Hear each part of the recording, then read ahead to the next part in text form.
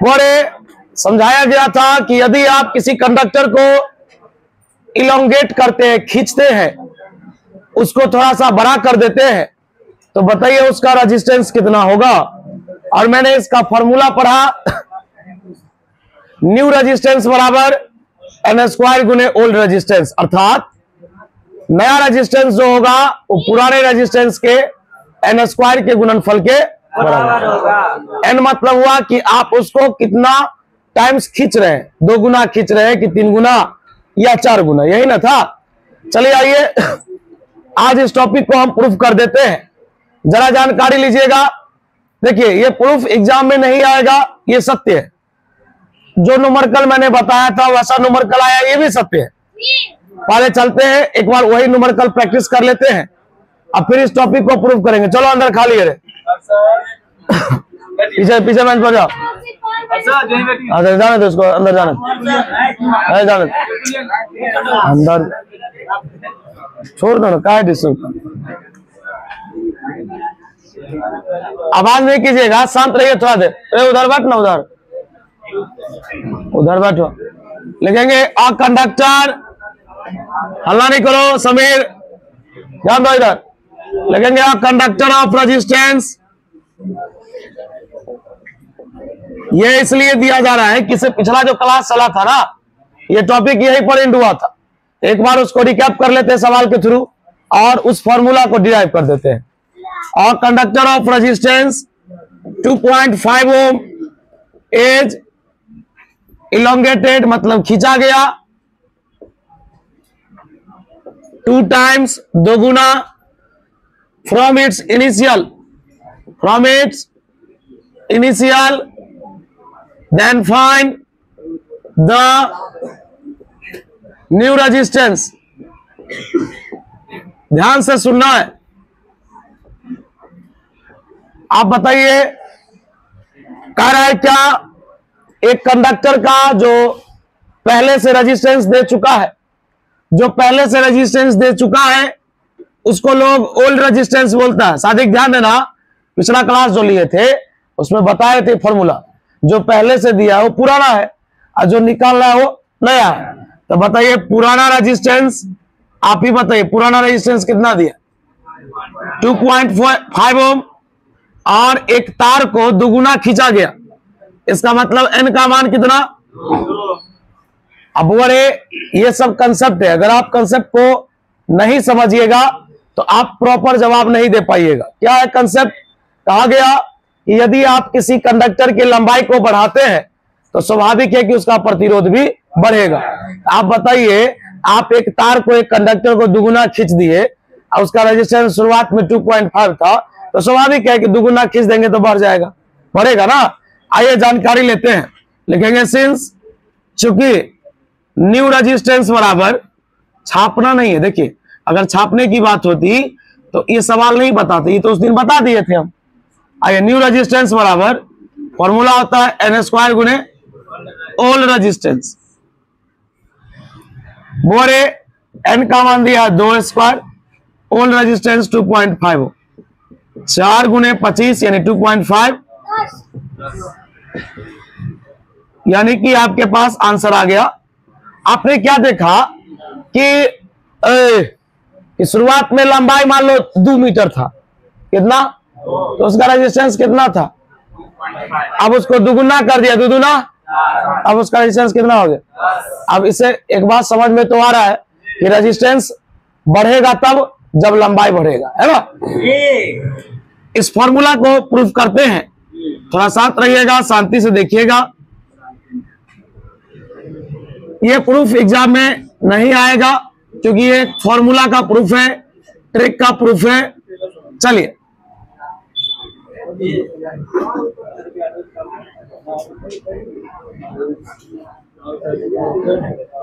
आवाज थोड़ा सा कम कीजिए, बहुत ज्यादा हो रहा।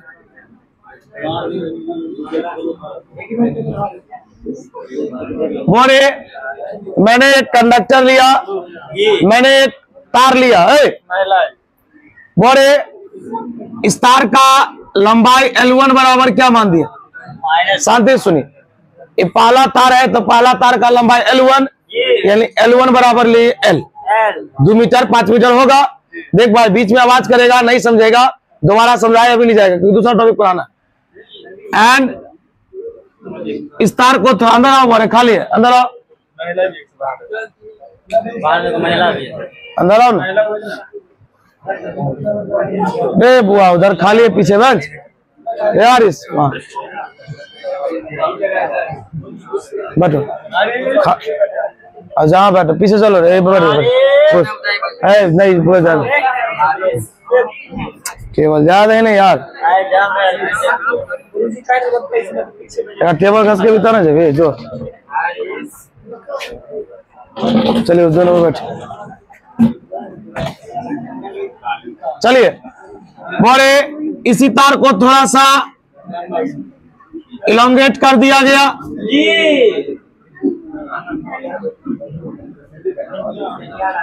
आवाज नहीं कीजिएगा। अब बताइए इसका लंबाई मान लेते हैं L2, पहला का लंबाई L1, दूसरा का लंबाई L2। मान लीजिए 2 गुना होगा, 5 गुना होगा, 4 गुना होगा, हमको पता नहीं है तो हम मान लीजिए N गुना है। ये कितना? N गुना।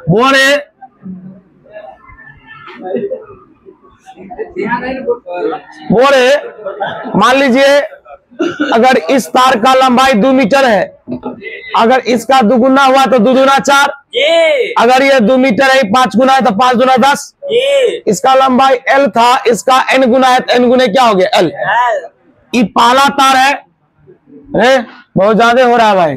पहला तार का एरिया मान लेते हैं क्षेत्रफल कितना A1, इसका वॉल्यूम मान लेते हैं V1 आयतन, और इसका प्रतिरोध मान देते हैं R1। सब कुछ तो अलग अलग होगा। इसका एरिया A2, इसका वॉल्यूम V2 और इसका रेजिस्टेंस R2। इसमें ये वाला रेजिस्टेंस पुराना है और ये वाला रेजिस्टेंस नया है। एक बात सुनिए आप, एक बात अगर आपको नहीं पता है तो मैं पता करता हूं, मैं बताता हूं आपको। आप 1 गिलास पानी लिए, उसका वॉल्यूम मान लीजिए कुछ था, अब उस पानी को आप एक बकेट में डाल दिए, बाल्टी में डाल दिए, फिर भी पानी का वॉल्यूम तो उतना ही रहेगा, घट तो नहीं जाएगा। तार उतना ही बड़ा है, सिर्फ तार को स्ट्रेच कर दिया गया, खींच दिया गया। इसका वॉल्यूम जितना होगा वॉल्यूम उसका भी उतना ही होगा। हाँ, क्रॉस सेक्शनल एरिया इसको बोलते हैं। तार अभी ये है, इसका एरिया इतना बड़ा है, और जब इसको स्ट्रेच कर दिया गया इसका एरिया थोड़ा सा कम हो गया। बात समझ में आ रहा है क्या? कहने का ये मतलब हुआ कि तार को आप इलोंगेट कर दीजिए या तार को आप कंप्रेस कर दीजिए, तार को आप खींचिए या तार को आप दबाइए, ध्यान रखिएगा वॉल्यूम में कोई परिवर्तन नहीं होगा। लिखेंगे सिंस V1 बराबर क्या होगा, यानी पहला वॉल्यूम बराबर दूसरा वॉल्यूम। एक फॉर्मूला हम लोग 11 से पढ़ते आ रहे हैं, वॉल्यूम बराबर फॉर्मूला होता है area into thickness, area into. अब बताइए ये पहला है, पहला है ना, बोलिए पहला का एरिया क्या है, बोलिए पहला का लंबाई क्या है, बोलिए दूसरा का A2 और L2। बोले यहां तक में कोई दिक्कत? बोले एरिया तो जानते हैं क्षेत्रफल, और थिकनेस मतलब होता है मोटाई, लंबाई, चौड़ाई, जो समझिए। बोले बताइए A1 बोल L1 का मान क्या है, A2 L2 का मान बोल N गुने L, दोनों क्या हो गया? इसका मतलब है A1 बराबर मान मिल गया N गुने। बोले यहां तक में कोई दिक्कत? एक फॉर्मूला पढ़े थे, रो बराबर R into A by L, और R बराबर पढ़े थे rho into L by A। देखिए वो आवाज कीजिएगा भाई ना, ये बाउंस कर जाएगा पूरा। आइए अब बताइए, आपके पास डायग्राम तो 2 है, फिगर तो 2 है। अब बताइए फिगर 2 है तो स्वाभाविक है रेजिस्टेंस भी कितना है, एक पुराना एक। तो एक बात बता लिखेंगे, चूंकि R बराबर फॉर्मूला होता है रो इंटू L बाई। चलिए इसमें पहला नंबर पुट करो, तो पहला नंबर मतलब R1। बता ये रो क्या है, जरा इसके बारे में भी सीखो। ये रो मतलब होता है रेसिस्टिविटी, प्रतिरोधकता, लेकिन इसका यहाँ सेंस है या पूरे फिजिक्स में सेंस है कि यह नेचर ऑफ मटेरियल को बताता है। मैं आपसे एक प्रश्न कर रहा हूं, ये तार अगर एल्यूमिनियम का था, लोग इसको खींच दिया तो कॉपर का तो नहीं हो जाएगा, वो तो एल्यूमिनियम का ही रहेगा। आपको मैंने एक रॉड दिया, एक पतला तार दिया, आप उसको खींच करके स्ट्रेच कर दिए, बहुत बड़ा कर दिए, इसका ये मतलब नहीं कि वो प्लास्टिक का तार हो जाएगा। जिस चीज का था उसी का ना रहेगा। एक बात है कि ये जिस मटेरियल का बना है, ये उसी मटेरियल का बना है, वो इसका मतलब दोनों में नेचर होगा सेम। बताइए, पहला बॉडी है तो लंबाई होगा पहला और एरिया होगा पहला। एक बात पता लिखेंगे, R1 बराबर रो इंटू L1 का मान बोलिए L अब बटे क्या A1, इसको मान दिया। एक मिनट A1 का मान हम निकाले हुए, A1 का मान क्या है N गुने A2, इसको मान दिए समीकरण कितना, बोलिए यहां तक में कोई दिक्कत?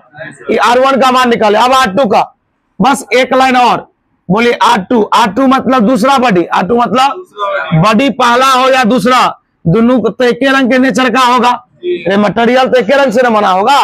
बोल लंबाई दूसरा तो L2, एरिया दूसरा, बोल रो गुने L2 का मान बोल N गुने L अब बाई A2, समीकरण कितना 3। अब एक काम करते हैं, लिखते हैं now equation first divided by equation second divided by equation, समीकरण 2 में समीकरण 3 से भाग दीजिए। ऑपरेशन 11th में है, याद रखिएगा, जानकारी बोरे आप ऑपरेशन किसी भी समीकरण का कीजिएगा, ऑपरेशन मतलब जोड़ घटाओ गुना भाग। आपको एक बात याद करना होगा कि LHS के साथ RHS के साथ, समीकरण 2 में समीकरण 3 से भाग दे रहे हैं। मेरा समीकरण 2 यहां पर है तो R1 में भाग देंगे किससे, थोड़ा कम आवाज कीजिएगा, ज्यादा बेहतर समझिएगा। बोलिए पहला का मान है, बोलिए रो गुने L गुने N गुने A2, यही ना है, इसका है रो इंटू N गुने L N गुने बाई A2। बताइए रो से रो क्या हो गया, बहुत कुछ कटेगा, 2 मिनट का समय दीजिए। R1 बट्टे बता आरिस L बट्टे N गुने A2 है, बोल E कहां जाएगा, E जाएगा ऊपर, है ना। अब बताइए कहां आएगा, नीचे। बताइए L से L, A2 से A2, लास्ट लाइन, बोलिए R1 बट्टे R2, ऊपर में कुछ हो नहीं था, कितना 1 N गुने N स्क्वायर। अब इसको सजाएंगे तो बोले यहां पर सजा देते हैं, ध्यान दीजिएगा, क्रॉस गुना करने आता है। बताइए R2 को, बता रहे R2 को 1 से गुना करेंगे और N स्क्वायर को किससे, बता रहे बुआ आलिम, R2 बराबर N स्क्वायर गुने R1। बता इसमें R1 नया है कि R2 नया है, जो बाद में आया वो ना नया है, R2 नया है, R1 पुराना है, इसलिए आप इसको बोल सकते हैं नया रेजिस्टेंस बराबर N स्क्वायर गुने पुराना रेजिस्टेंस। वही बात यहाँ पर लिखा हुआ है, नया रेजिस्टेंस बराबर N स्क्वायर गुने पुराना रेजिस्टेंस। बस इस बात को लिखेंगे, लेकिन ब्रेक के बाद, तब तक आप छापिएगा। ये ना प्रूफ पूछा है कभी, ना कभी पूछेगा, ये न्यूमेरिकल हमेशा पूछा है, पूछते रहेगा। बोलिए बुआ, ये R2 ध्यान दीजिएगा, R1 शुरुआत का रेजिस्टेंस है और R2 बाद का है, तो शुरुआत का जो रेजिस्टेंस है वो पुराना हुआ और बाद का जो रेजिस्टेंस है वो नया हुआ। इसके नीचे में लिखेंगे अर्थात पुराना रेजिस्टेंस बराबर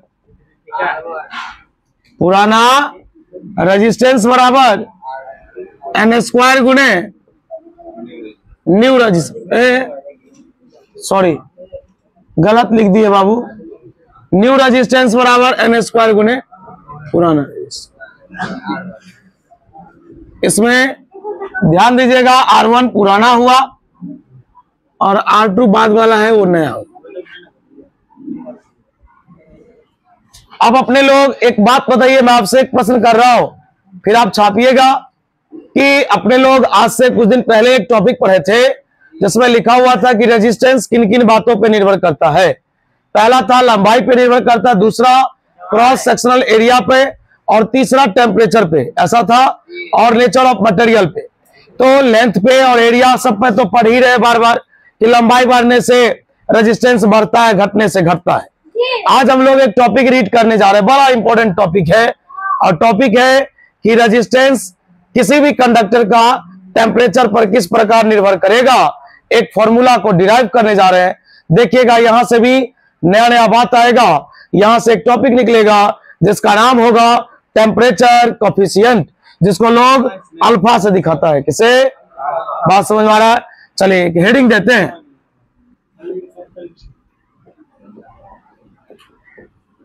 resistance of a conductor, resistance of a conductor depends on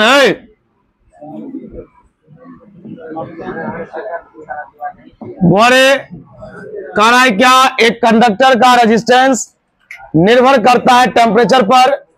इसका एक्सप्लेनेशन चलेगा। पहले आप उधर वाला लिख लीजिए, ऐसा ना हो जो हम बताएं आप उधर देख रहे हैं। हाँ रुके हुआ। अब आप 5 से 7 मिनट ध्यान दीजिएगा तो आपको कुछ बात इसका समझ में आ जाएगा। बोलो, ध्यान दीजिए।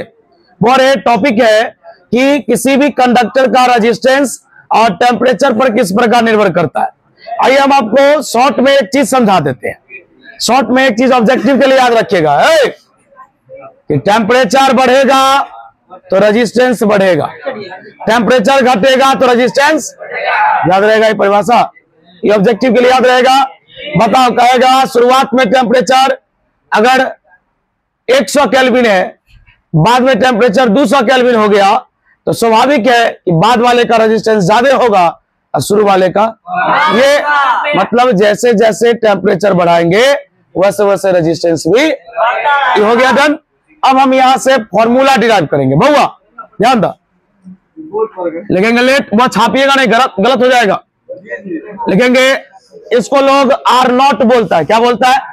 वैसे ये R0 लिखा हुआ है, इसका मतलब हुआ रेजिस्टेंस एट, ध्यान दीजिएगा, resistance at 0 degree Celsius. 0 degree, वह इस पर 3-4 न्यूमेरिकल है एनसीईआरटी में।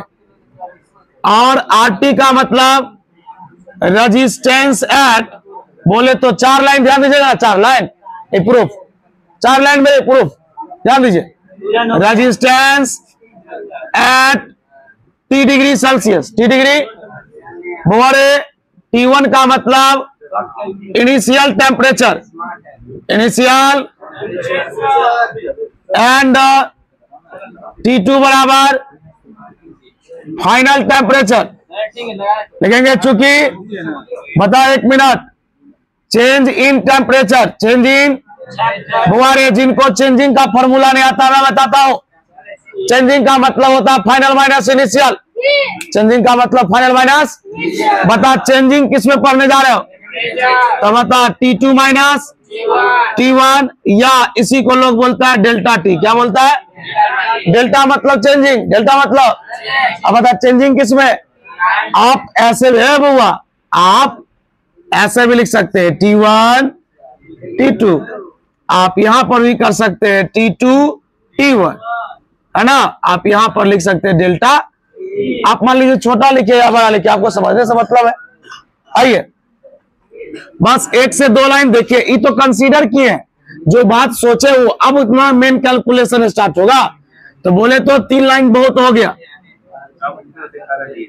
चलिए लिखेंगे, एंड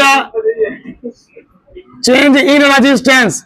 बता बबलू, रेजिस्टेंस में परिवर्तन, बता ये हुआ 0 डिग्री सेल्सियस पर और ये हुआ T डिग्री पर।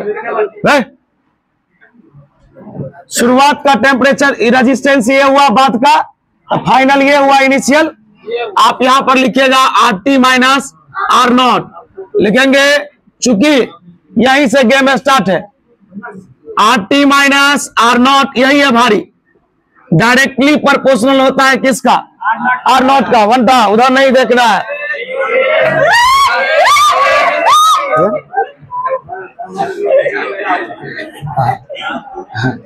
देखो बोरे गलत तो लिखा गया, देखते हैं। आई सारा बोरे RT माइनस R0। अच्छा एक बात बताइए, आप कुलम स्लो तो पढ़े थे 2 मिनट, तो आपको क्या सिखाया गया कि कोलंबियन फोर्स सीधा समानुपाती है Q1 गुने यानी Q1 Q2 के मॉड का, और इनवर्सली प्रोपोर्शनल है। एक बात बताइए ना आप, जब रे बाबू है, जब तक ये दोनों स्टेटमेंट नहीं आता, दोनों चीज नहीं मिलता, तो क्या कोलंबियन फोर्स डिराइव होता? नहीं होता। उसी प्रकार आपको यहाँ पर एक चीज सीखना है रे, यहाँ पर सीखना है कि चेंज इन रेजिस्टेंस जो है ना, चेंज इन रेजिस्टेंस वो सीधा समानुपाती होता है किसका? R0 का। लिखेंगे and RT minus R0, RT minus R0 directly proportional होता है डेल्टा T का। डेल्टा डायरेक्टली प्रोपोर्शनल मतलब जानते हो कि अगर ये घटेगा तो ये भी घटेगा, ये बढ़ेगा तो ये भी बढ़ेगा। आपको रफ में अभी बोले थे ना कि टेम्परेचर बढ़ने से रेजिस्टेंस बढ़ता है, तो बता ये टेम्परेचर बढ़ेगा तो रेजिस्टेंस भी बढ़ेगा, घटेगा तो घटेगा। अब बता मेरे पास कितने टॉपिक? 2। यहाँ पर लिखेंगे combining first and second, first and second बिगेट हम प्राप्त करते हैं। बुआ आवाज नहीं कीजिएगा, बोलिए। इसका LHS वही है, इसका भी LHS वही है। लिखेंगे RT minus R0 directly proportional होगा R0 इंटू डेल्टा T का। बोले समझ में नहीं आया होगा तो 1 मिनट का समय दीजिएगा, ठीक है? ओके ठीक, जानकारी लीजिएगा, आवाज नहीं कीजिएगा। बुआ 1 मिनट है, देखो ना इधर, बोलो RT माइनस। अरे बात ना 2 जगह लोग लिख दिया, उसी को कोई कलेक्ट करके 1 जगह लिखा। 2 जगह पढ़ा तो वही मतलब निकला, 1 जगह पढ़ा तो वही मतलब निकला। तू बता RT माइनस R0 किसके प्रोपोर्शनल है? R0 का। RT माइनस R0 किसके प्रोपोर्शनल है? डेल्टा T का। तो ये RTA माइनस R0 में 2 जगह है, यहां भी तो वही लिखा है कि RT माइनस R0 प्रोपोर्शनल है, डायरेक्टली प्रोपोर्शनल है किसका? R0 इंटू डेल्टा T का। बता आदर्श कुमार, है प्रोपोर्शनल का चिन्ह हटेगा कुछ ना कुछ, छाप का है रे। लिखेंगे RT माइनस R0 बराबर बता कांस्टेंट गुने R0 गुने डेल्टा T।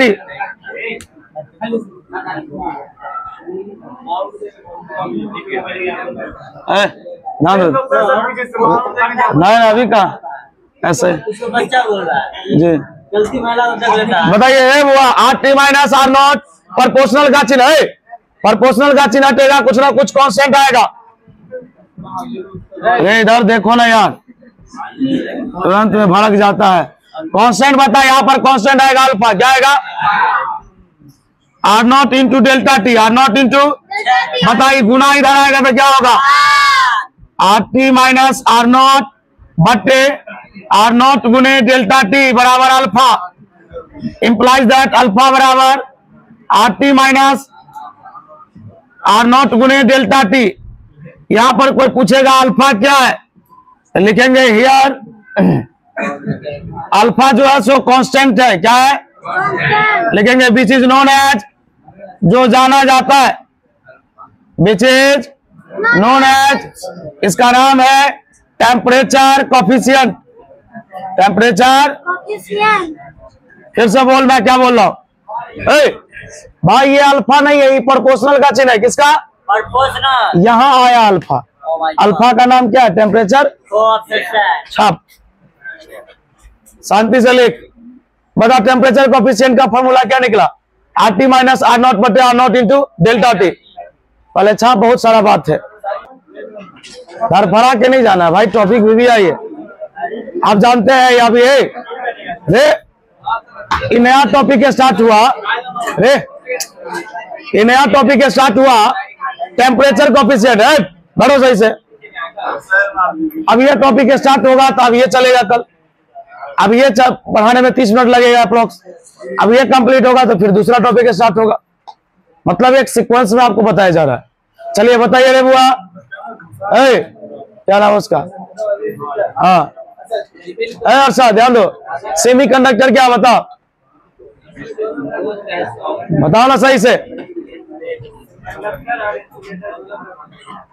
चलिए बताइए कंडक्टर कब होगा? वो देंगे कभी, इस संडे को ले लेंगे मारे। चलिए आज के लिए इतना ही रहने दीजिएगा, जिनका फी अपडेट नहीं वो अपडेट कर लीजिएगा। चलिए।